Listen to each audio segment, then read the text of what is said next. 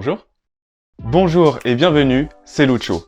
Ça faisait longtemps et je suis très heureux de vous retrouver pour une nouvelle vidéo, une vidéo voyage. Pour ceux qui ne le savaient pas, j'étais le semestre dernier en Norvège. J'y suis resté 6 mois et j'ai eu la chance de découvrir ce pays, faire quelques randonnées, dont une assez exceptionnelle, Trolltunga. Trolltunga, la langue de troll, c'est cette proéminence de falaise qui surplombe un lac à 1100 mètres d'altitude. Alors oui, c'est plutôt incroyable, c'est plutôt magique. D'ailleurs, je crois que les avis Google doivent aller dans ce sens. Me suis couvert d'huile. Lol, ça s'appelle Trolltunga. J'aime les trains. Bon, laissons tomber Google. Je vais vous donner mon ressenti sur cette aventure de Trolltunga, vous montrer de belles images et vous donner quelques conseils pour ceux qui, comme moi, aimeraient faire un jour cette randonnée. Let's go! Première étape de mon voyage vers Trolltunga, Oda, à une demi-journée de transport de Bergen. Oda est une petite ville de 7000 habitants, le lieu de tournage et d'inspiration de la série Netflix Ragnarok. C'est aussi une ville avec une très jolie rue piétonne, et c'est tout. La meilleure attraction de la ville reste ce fil, dont mon record de traversée est de 3. Si je pars de la ville d'Oda, ce n'est pas parce que j'ai envie de voir la stèle d'une série Netflix que je n'ai pas vue, mais c'est surtout car c'est l'endroit le plus pratique où loger avant de commencer la fameuse randonnée de Trolltunga. J'ai donc logé dans un camping de luxe, qui par chance est aussi le lieu de départ de la navette. Pour cette navette, comptez 300 couronnes par personne, soit environ 30 € pour un aller-retour entre le camping et le parking P2, point de départ de la randonnée de Trolltunga. Nous sommes donc le jeudi 10 juin 2021, il est 7 h du matin, et j'ai, comme on dit dans le milieu, la tête dans le... On est mi-juin, donc vous dites sans doute que c'est la période idéale pour faire la randonnée Trolltunga, grand ciel bleu, bonne température et compagnie. On est mi-juin, ok, mais on est mi-juin en Norvège. Donc il fait pas beau, il pleut, il fait 10 degrés, c'est un plaisir. Merci la Norvège.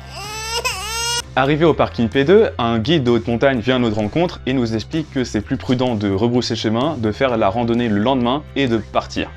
Les autres voyageurs qui étaient dans la navette disent ok et se cassent.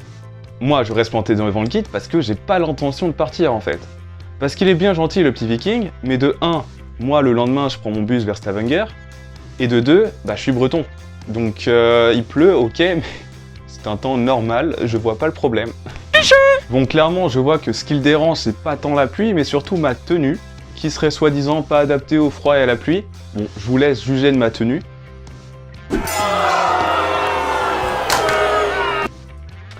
Bon ok, j'avoue, j'étais un sale touriste arrogant.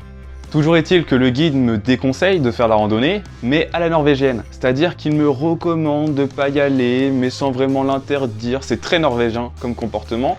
C'est très perturbant pour nous français. Ils vont te recommander de pas sauter de la falaise, mais après tu es libre, Max.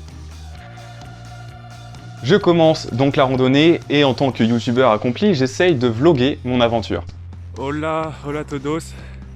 Ça fait maintenant 2 km que j'ai commencé cette ascension de Trolltunga. Donc j'ai fait 2 km sur les 14 de l'aller parce que c'est 28 aller-retour. On va pas se mytho, la route n'est pas... Enfin c'est une route, mais du coup en tant que chemin de randonnée c'est pas la folie. Et sans me vanter, j'avance à un rythme hyper élevé. Je suis un peu le king de la montagne.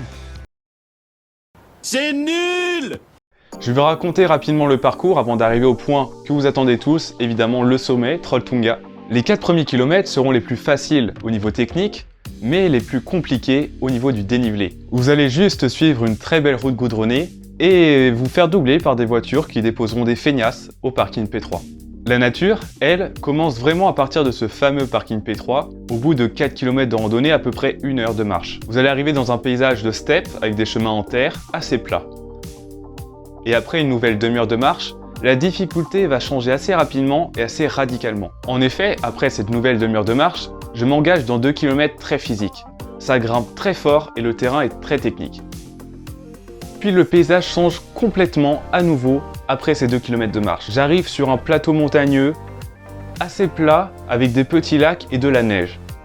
Oui, en juin, de la neige. On est en Norvège et j'ai envie de dire, pour le coup, c'est plutôt sympa. Il y a de la neige au sol, plus de pluie, et j'aperçois enfin le lac de Ringeldalsvatnet, le lac que surplombe Trolltunga. Et les Norvégiens qui regardent cette vidéo sont en PLS devant ma prononciation de Ringeldalsvatnet. À partir de ce moment-là, je me dis que le reste de la randonnée va être assez classique, un simple chemin de montagne, Eh ben pas du tout Jean-Pierre. Ce qui est très plaisant avec cette randonnée, c'est la diversité des paysages. Pas tant au niveau de la vue, mais surtout au niveau technique, au niveau des milieux traversés. De la neige, de la terre, de la roche, du plat, de la montée. Et puis, soudain, la magie opère.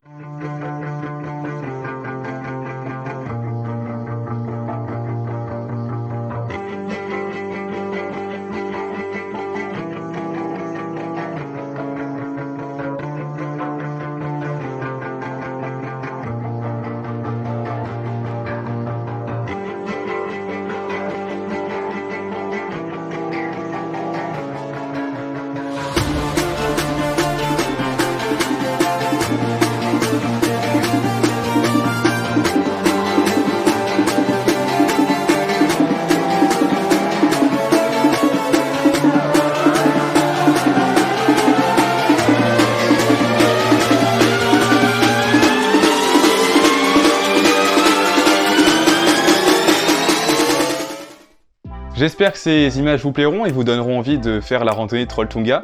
Alors regardez en description, j'ai mis quelques sites utiles et des informations complémentaires pour faire cette randonnée. Et je vais répondre à quelques questions que vous pouvez vous poser pour vous aider à préparer votre voyage à Trolltunga. Une des questions les plus fréquentes, c'est est-ce que la randonnée est dure? Alors je vais pas vous cacher que Trolltunga c'est une randonnée exigeante. Mais pas tant au niveau de la difficulté, mais surtout par rapport à la longueur. That's what she said. Si vous partez du parking P2, cela fait 28 km aller-retour avec 1000 mètres de dénivelé, soit environ 8 à 12 heures de randonnée, pause incluse, d'après les guides. Alors oui, ce n'est pas rien, mais selon moi, ce n'est pas non plus une randonnée réservée aux ultra sportifs. Si vous êtes bien équipé, que vous marchez bien, que vous avez la nourriture, un bon équipement, etc., aucun souci pour faire cette randonnée. Honnêtement, je me souviens pas de passages très difficiles niveau technique, ni difficiles pour les personnes sujettes au vertige. Après, vous pouvez aussi vous éviter les 8 km sur la route goudronnée en partant directement du parking P3. Ça peut être une option, sachant que des navettes déposent directement du parking P2 au parking P3. Personnellement, j'ai fait le trajet entre le camping et le parking P2 en bus, mais vous pouvez évidemment prendre votre voiture pour aller jusqu'au parking P2 et même jusqu'au parking P3, mais je vous conseille dans ce cas de réserver en avance parce que le nombre de places est limité, et puis dans tous les cas, il faudra passer à la caisse. Un autre point sur la fréquentation, parce que je sais que cela peut en décevoir certains.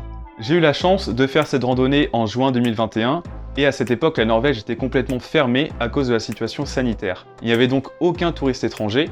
Pour tout vous dire, j'ai croisé durant la randonnée une vingtaine de personnes, ce qui est très peu honnêtement à Trolltunga. Trolltunga est passé de 800 à 80 000 visiteurs annuels en un peu moins de 10 ans.